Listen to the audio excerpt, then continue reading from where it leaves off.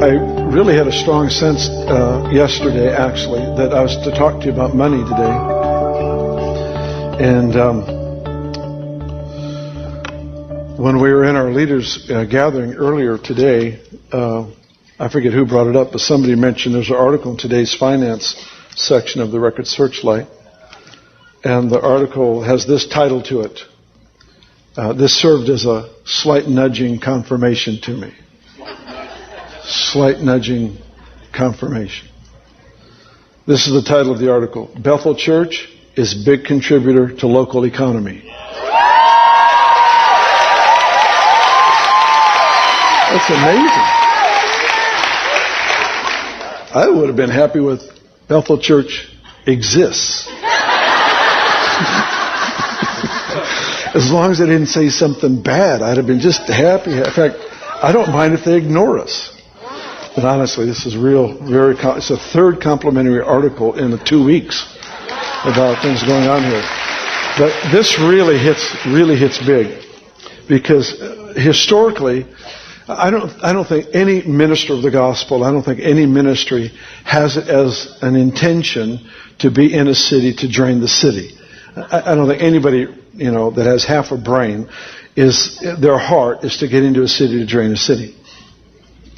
But ministries don't always contribute to the well-being of a city. And we'll have more information for you in days to come, but we have a meeting tomorrow with one of the city leaders because of a desire on our part to contribute not only to ministries in our town, which we do every month and have for 13, almost 14 years, but we want to make contribution to our city to help them with things that they don't have budgets for. And so we'll be seeing how that works in days to come. We take... Now, it may give the appearance that we have extreme abundance, and so we're doing this. If you don't learn to give out of need, you'll probably never have the privilege to learn how to give out of abundance. It's just the way it works. It's just the lifestyle. We lived, honestly, hand to mouth here for 10 of the last 13 years. And it's been the last 3 years that we've been able to really rise above that and be much more aggressive out of abundance. And so I'm really thankful for that. I've done both sides, and I like this side better. But we have chosen to sow into other ministries in our cities, which we've done as a church. Other churches, we've helped pay salaries of other ministries, but we do that not out of a place of superiority, but do it out of a place of honor, because we want to honor what God has done and is doing in people and ministries all over our city. I had the privilege of speaking at a funeral that was held at the First Baptist Church on Friday. One of the founders of Bethel Church passed away this last week, and got to honor him for his place in our city. And it's just one of the things that I stood up to share was, I know when I was just a young man, which is about 3 weeks ago, a young man here in Redding. Redding was not known as a city with a lot of great churches. There was a lot of bickering and stuff that went on, but today the city's just filled with great churches. I have people meet me at the back door and they tell me we're looking for a good church, and I give them the list of names. I said, listen, there's a lot of great churches. Just find where is home, and then just set down some roots and stay there. And wherever it is, we celebrate it, because we just want everybody in the right place and happy there. That's all we want. And so I will. I'll stay at the back door. I'll say, man, you ought to try this one. You ought to try, Brian Blank over at Little Country. He's a great man. It's an awesome church. Go to this one over here. And they've got, they get a little list from me, because I really believe in what God's doing here. But out of that, we have, we are in a unique position right now. I felt like seeing this morning did more to me than I can ever put into words. Because this is a team. I don't know that there's very many things that are a bigger part of our heart for our city, for this state, for this nation, is that we would be able to be a blessing and really cause others to prosper, others to experience increase. I want to read a strange verse to you out of Proverbs. Why don't you go to Proverbs, and we'll start there. We're going to bounce around. I'm threatening you already. We're going to bounce around, and hopefully it'll tie together a little bit. Proverbs chapter 11 is where we'll start. I want to read this verse because it's kind of an awkward verse. There's an awkwardness about the verse that I want to talk to you about. And it'll kind of show a little bit of what I have in my heart for us as a giving company of people. Proverbs 11. I love Proverbs. Anybody else love Proverbs? I just am crazy about Proverbs. I love Proverbs so much. I'll tell you what, somebody, I don't know who it was, I don't remember now, but it was about 40 years ago, somebody told me, you ought to read a chapter a day and just read it according to the date. And that way, if you miss a few days, you always know where to come back to. You just look at your watch, see the date, and you know what chapter to read. And I can't say I've done that for 40 years, but I've done it a lot in the last 40 years, and I just love Proverbs. Verse 24. There is one who scatters, yet increases all the more. There is one who withholds more than what is right, and it leads to poverty. Here's the interesting kingdom conflict. There is one who scatters. Picture somebody who's distributing seed. They would like to eat the seed, but they are scattering the seed. There's one who scatters and they get increase, and then there's another one who withholds and gathers to themselves, and they end up in poverty. It's an absolute amazing conflict in concepts that is true over the long haul. The one who withholds prospers for a season, but over the long haul, that person will actually be overcome with poverty. All right, read it again. There's one who scatters, it increases more. There's one who withholds more than what is right, and it leads to poverty. The generous soul will be made rich.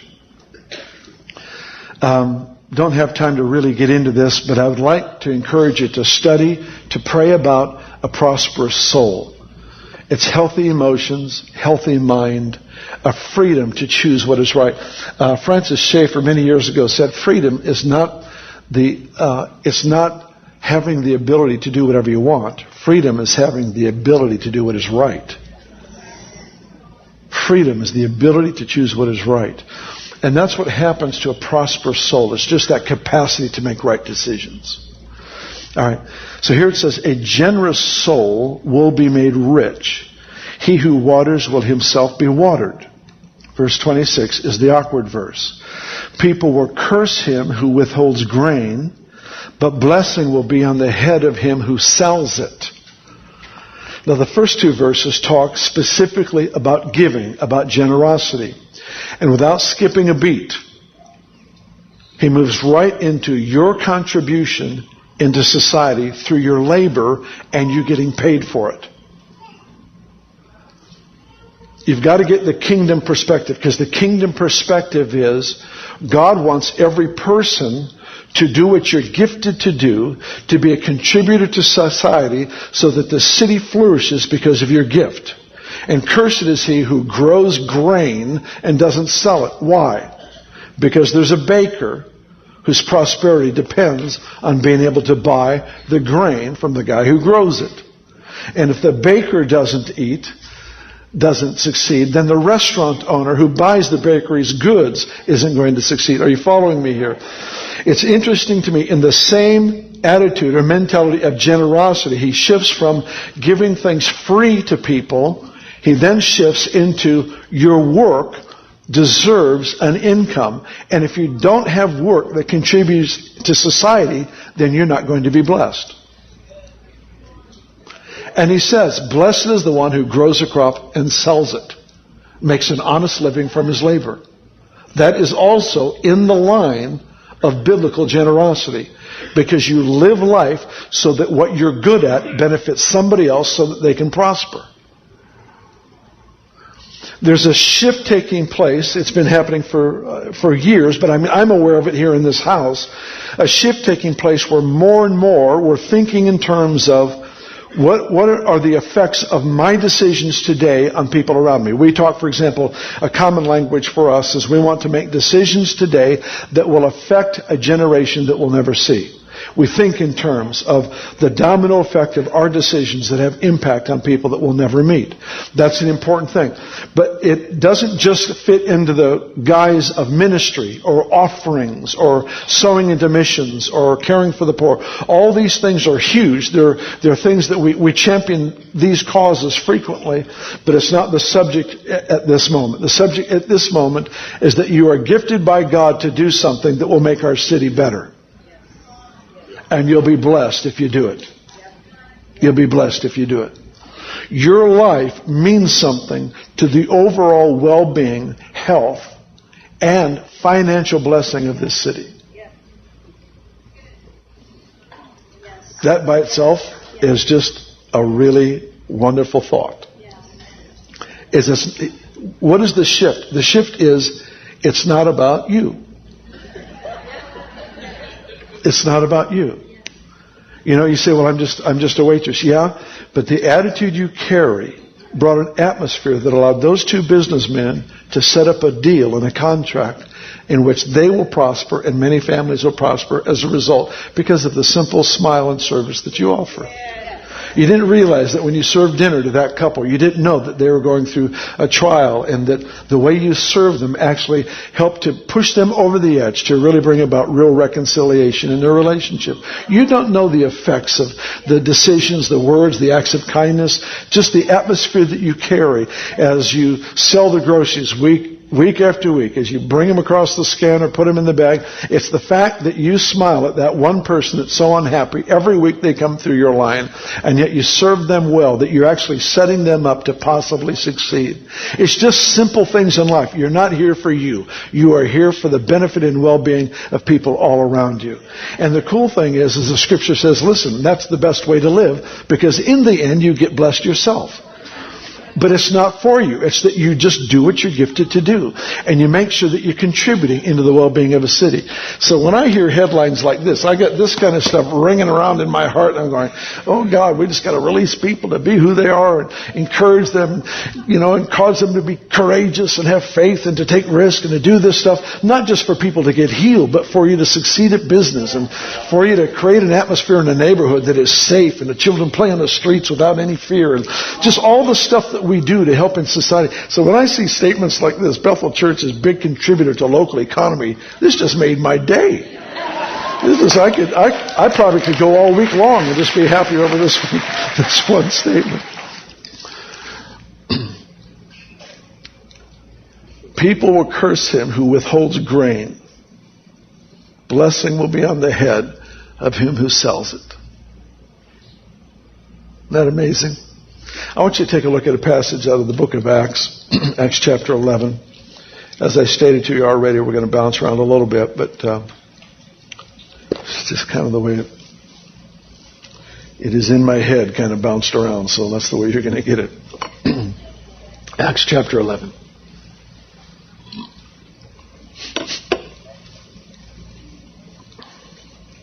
I take off for Argentina this Wednesday morning. That'll be great. Argentina's been having revival for decades, so it's a privilege just to go hang out down there and hope to get some of that on me. I'm going to one of them little churches down there. They got so many of them, just a little tiny cell group of 25,000. Last time I heard, I don't know what they got now. In revival, you can sneeze and get 1,000 converts. So, it's just the way it is. So I fly down there Wednesday. I get there Thursday. And I fly home Friday night. So that's going to be a nice quick trip, 36 hours in Argentina. I get here Friday night. I'll be here next Sunday morning. And then leave. And that's right, I don't have time for jet lag. Can't catch up to me. That's right. And then we leave Sunday afternoon for Australia. So we've got a whole bunch of miles this week. All right. Acts chapter 11. Here's a great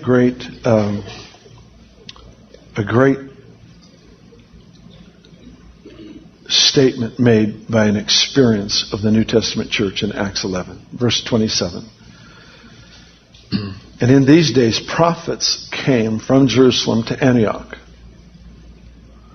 One of them, named Agabus, stood up and showed by the Spirit that there was going to be a great famine throughout all the world, which also happened in the days of Claudius Caesar. Then the disciples, each according to his ability, determined to send relief to the brethren dwelling in Judea. This they also did and sent it to the elders by the hands of Barnabas and Saul. Where was the famine going to be? Okay, it's an open book test. Where was the famine going to be? In all the world. Every place was going to get hit with famine. What was the first thing they did at the news of a coming famine? They took an offering.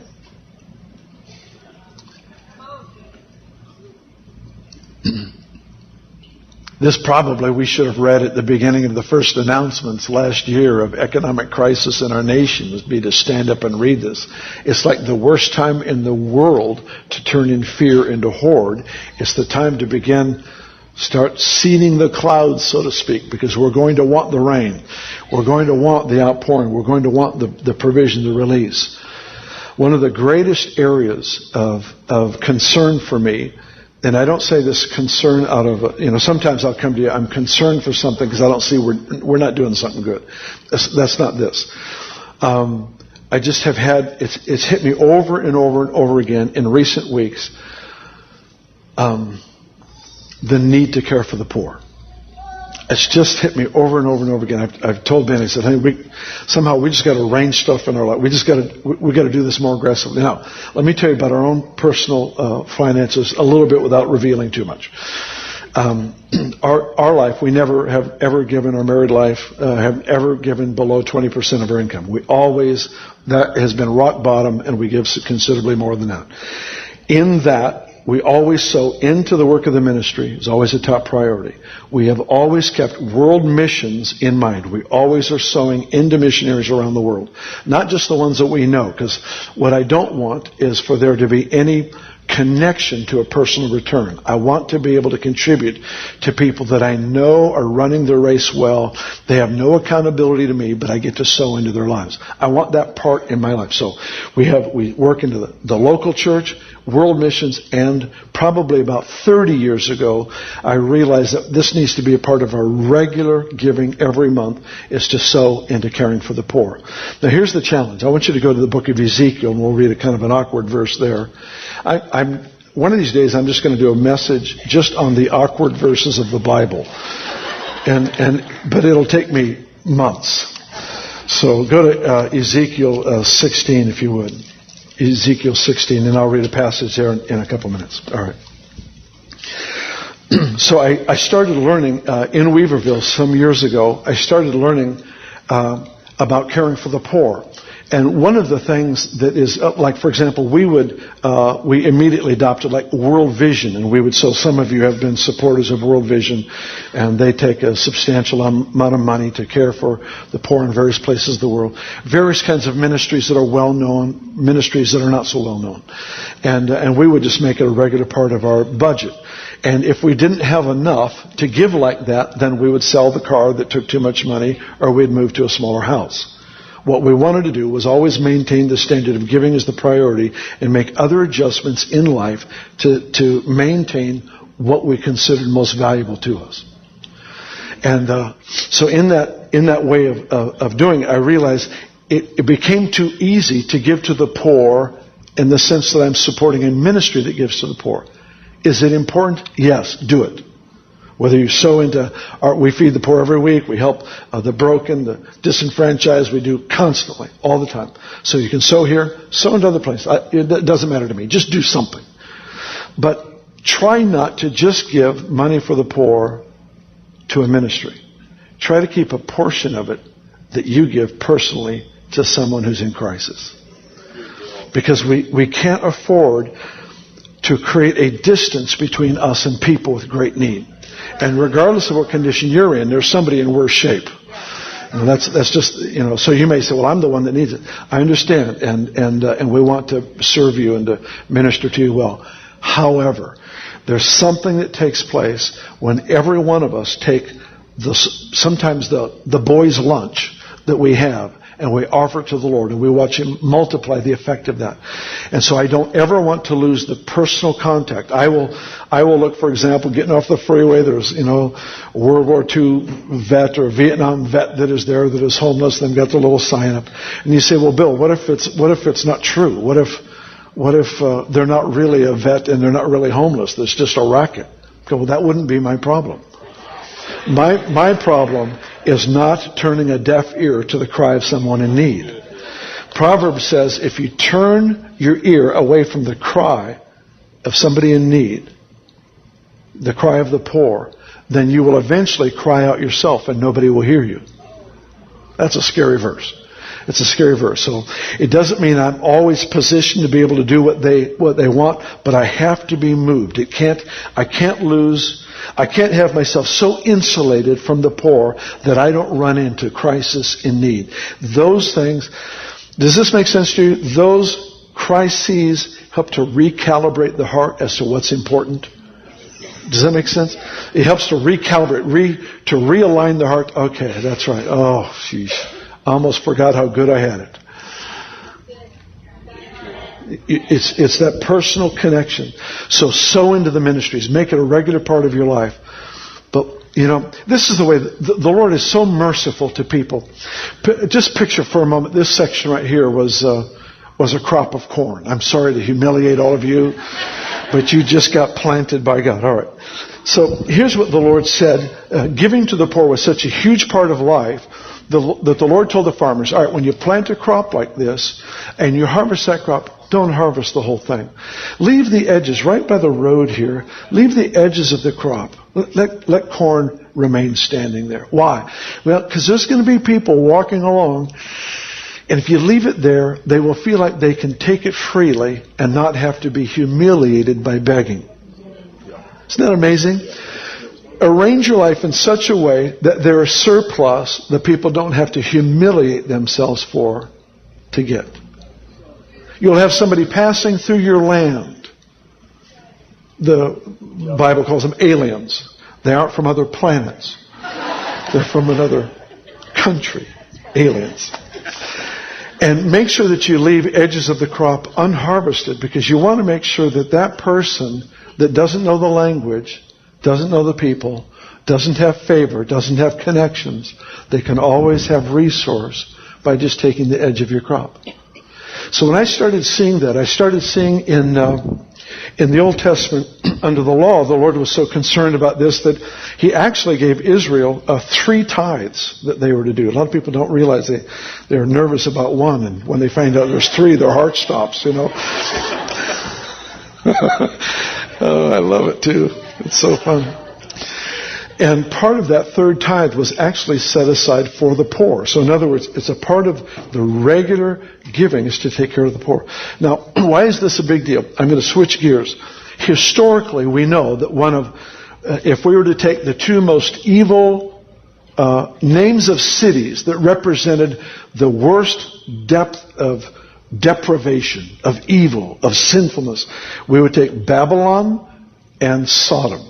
Probably Sodom and Gomorrah, Babylon, would be the names of cities that represent absolute corruption. Sodom and Gomorrah they were known for perversion, sexual perversion, sin, homosexuality that ran rampant, deviant lifestyles, and they were destroyed by fire. Now, the answer for cities under that kind of bondage today is not the fire of judgment, but the fire of visitation. So, just to clarify, there's a shift from Old to New Testament, reasons that I don't have time to go into now, but I have taught on the past. All right. So in this passage out of Ezekiel, the Lord is talking now, and He wants to reveal the rest of the story. How many of you have heard Paul Harvey's "And Now You Know the Rest of the Story"? He's doing one of those, and now you know the rest of the story. What everybody knows is Sodom's immoral lifestyle. What they don't know was there was a seedbed that corruption grew out of. And the Lord exposed it here in Ezekiel 16 so that we would remember forever. Listen, if you're just trying to take care of these external things and you don't take care of the heart of the issue, then you will always be taking care of symptoms and not causes.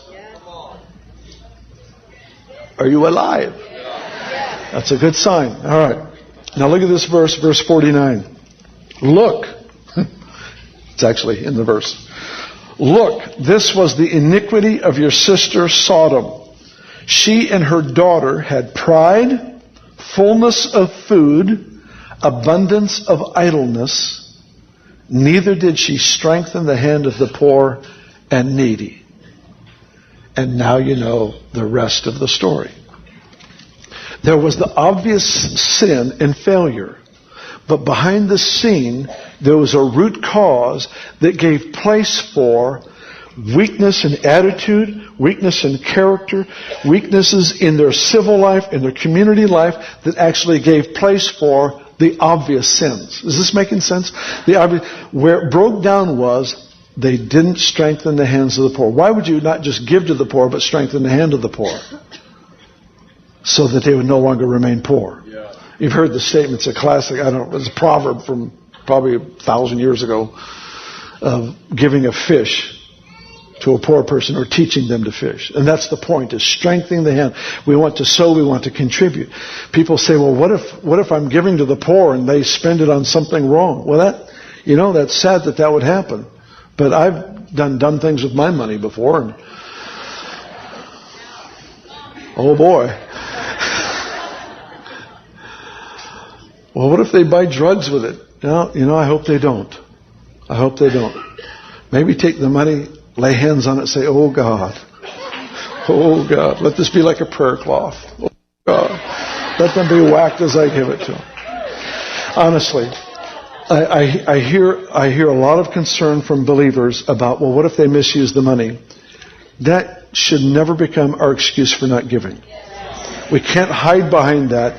Hide a heart of stinginess behind that. Well, I'm concerned for how they would use it.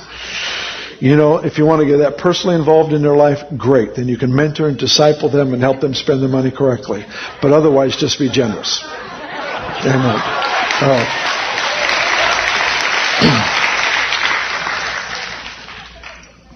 How are we doing for time? Ooh, okay. The hole in the floor is about to open. All right, what I'm going to do is I'm going to go over 3 kinds of giving for you. And I'm asked to do offerings a lot when I travel. I'll be at Randy Clark's ministry at different places around the world. In fact, I'll be with him in Australia next week. That'll be great fun. And frequently when I'm with Randy or Mesh and Bonnie Shabda, as I was a week or so ago, other places, they'll ask me to receive an offering for that ministry, which I love to do. I like to encourage people to live generous lifestyles, because I just have learned out of my own experience about this. Because here at Bethel, we started having a real visitation of God about almost 13 years ago. And it wasn't that nothing was happening before that. I don't ever want to communicate that, but we had a unique shift take place. And not everybody was happy with what was going on. And surprise of all surprises, about 1,000 people left. And that tends to affect the income of a ministry.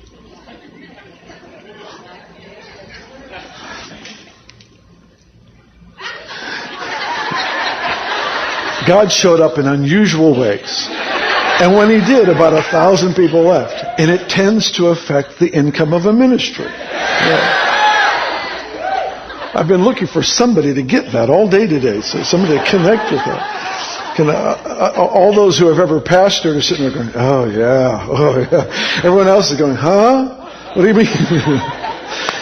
No, it does. It just affects things. And so for 10, I would say, of the last 13 years, if a crisis comes up, I'd be at a pastor's meeting in town and be sitting there and overhear one of the pastors talking, say, he says, we just did this remodel. So I just can't, the people just don't have a vision to pave our own parking lot. And we don't have the money for it. And I just hear them talking, and I'll come back, I'll go into Steve, wave your hand, Steve, so everybody sees who you are. Steve's amazing.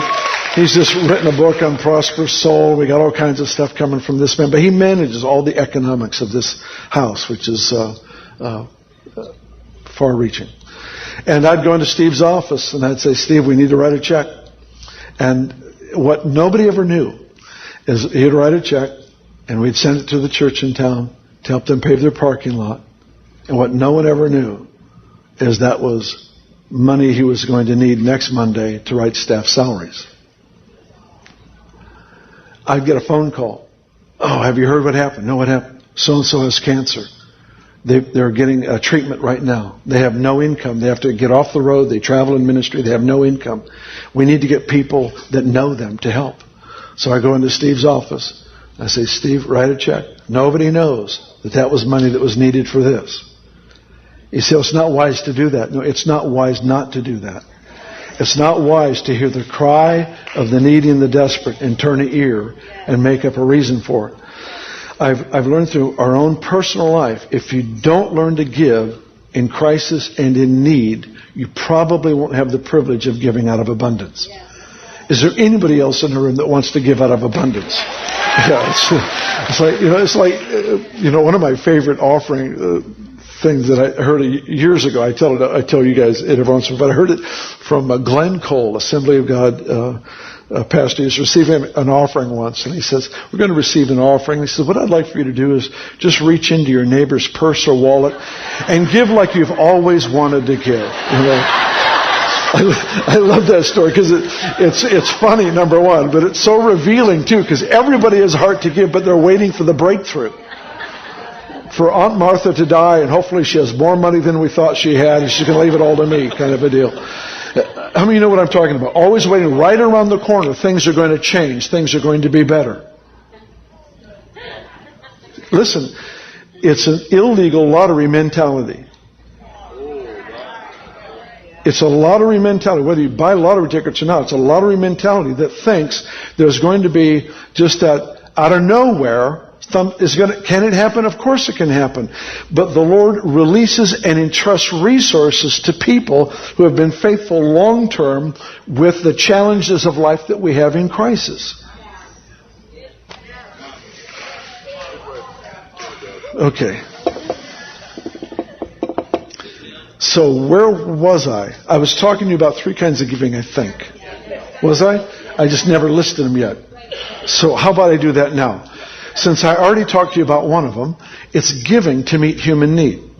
Now, it may be giving to the poor. Extremely important. Extremely important.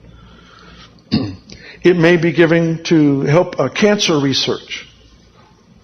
It may be to the local school district for filling their library. These are all legitimate needs. And the church... everybody can't give to everything, but look for the things that move you, that speak to your heart, and then rally to that cause and be generous to give there. So meeting human need. But the first in priority is the tithe and the offering. Why? Because it goes to support the work of the ministry. Okay? So we have 3 things. The work of the ministry to meet human need, and the last one is giving out of royalty. Now, when I take offerings for these other ministries around the country, for the last, I would say, 2 years, I think every time I've taken an offering, I've talked to the people about this principle about giving out of royalty. So I'm going to end with that today, and I'll try to get there quickly, because I have a lot of anticipation in my heart that if we do this right, we can learn how to bring this entire body of believers and this tribe that is across the earth into a position to learn how to give out of royalty and not just to meet immediate needs. And I'll talk to you about it in a moment. All right. So we have the support of the ministry. The tithe, many consider to be law and do everything they can to avoid it. I think it's a principle given to us for life. It was actually practiced before the law of Moses was given, at least 400 years previous. It was ratified by the law. It was ratified by Jesus in Matthew. I think it's 20, 21, 22, somewhere in there, where some people were withholding what they were supposed to be giving to take care of their own elderly family members. And the Lord spoke to them, and because they were tithing dill and cumin. In other words, they were tithing the herbs in their garden. They would weigh something that weighed hardly anything, and they'd take 10% of it, and give it to the Lord. And the Lord said, this you should have done without neglecting the rest. You should have done this without thinking obedience in this area gave you a permanent hall pass to disobey whenever you wanted. You know, it's like if you get this right, you get points. And those points work for you, so that if you do something wrong, then you're not punished for it. You know, that kind of a mentality. And the Lord said, this you should have done without neglecting the rest. In other words, this isn't the most important thing, but you're not going to get to where you need to go if you don't learn how to do this. Luke 16 puts it this way. Luke 16 says, he says, if you don't know how to handle unrighteous mammon, who will entrust to you true riches? Now, I don't know why. Nobody ever taught me this, but I somehow grew up thinking true riches was more money. So in other words, if I handle this money right, I get more money. Well, that's a principle that's true, but it's in a different verse. This verse doesn't teach that at all. This verse says, if you don't know how to handle unrighteous mammon, then you won't be entrusted with true riches. The best way I know to illustrate this is with unrighteous mammon. It's not ungodly or unholy to be rich. In fact, I would say this: if you're going to have influence in a community as a business person, you better succeed, because no one's going to want to listen to you if you're not blessed. They don't want what you have. You might get on me. All right. It is the truth. All right. So he says, if you don't know how to handle unrighteous mammon, if you're not faithful in that which is natural, you're not going to end up with that which is supernatural. True riches. With natural riches, I can buy you all lunch if I have enough. With true riches, we can take one lunch and multiply it. True riches is the ongoing living access to unlimited resources to accomplish God's purposes in the earth. Now, you cannot buy the gifts of the Spirit. If you could, they would no longer be gifts. Gifts are free, but they are entrusted to people who, in various lessons and situations in life, have proven themselves faithful to steward correctly what God has already given us. So the Lord says, here's X amount of dollars. And He gives different amounts to each person. And stewarding that correctly is actually what warms us up for an increase in spiritual gifts. You can't buy the gifts. You don't write the man of God a check for X amount of dollars on TV and then you get to walk in a healing gift. It's just not the way it works. You can't buy stuff from God. You can't buy it. But you also can't get what you want without generosity. I'm telling you the truth. There's a tension between the two. The perversion would be to think I can buy stuff from God.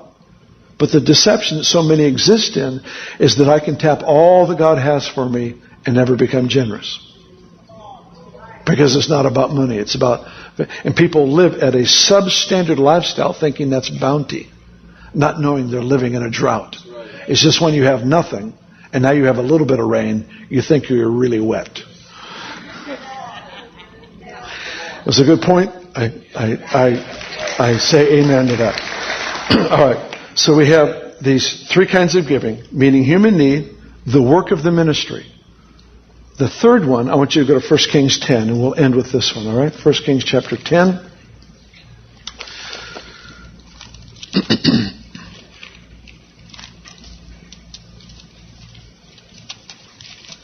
I love this particular verse, and this is one that I share on frequently when I receive offerings for other ministries.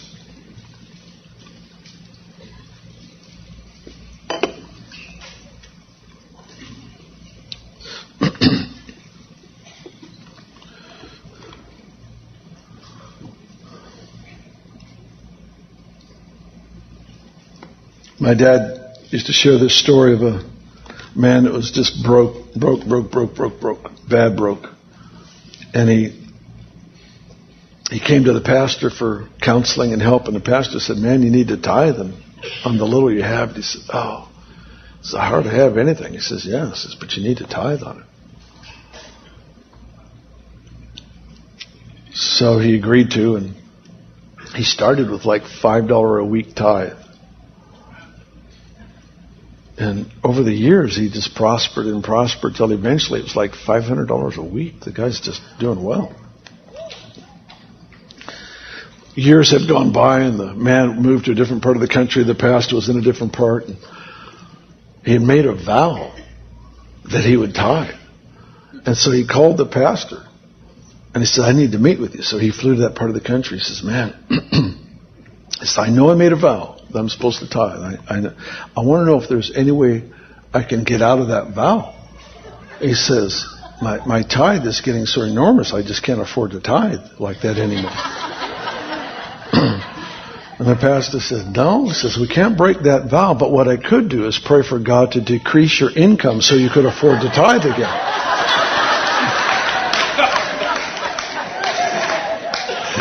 I just like that story.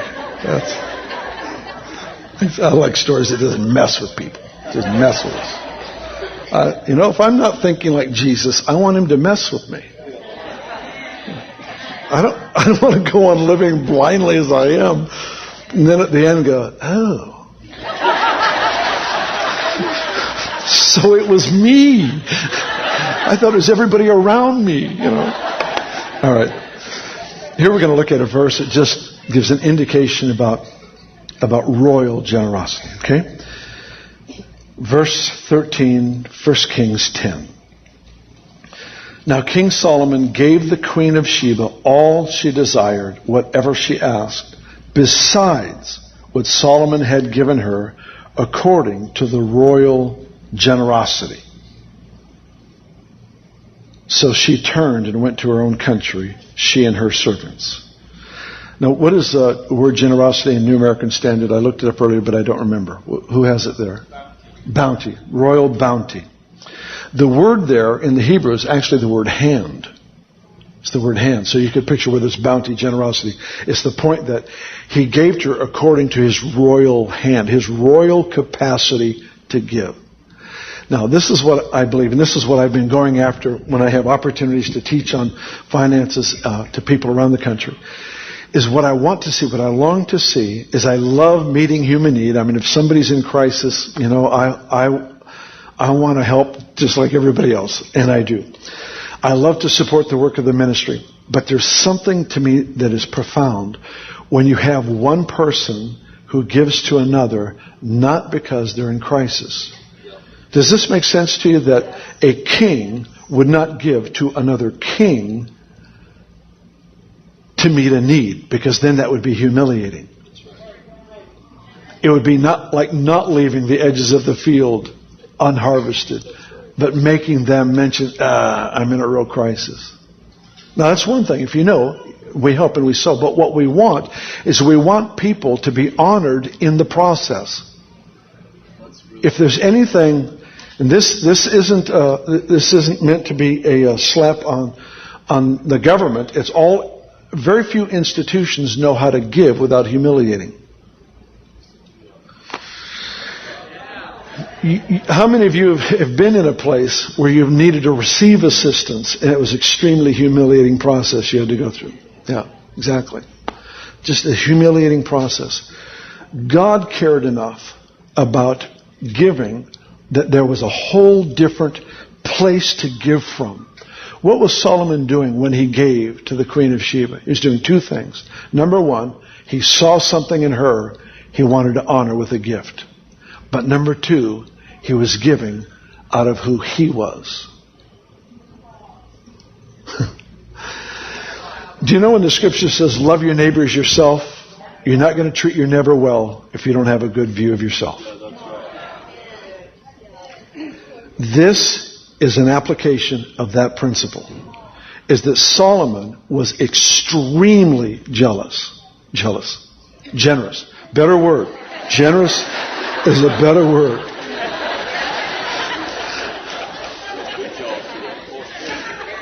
I can't even redeem that one. That was just jealous.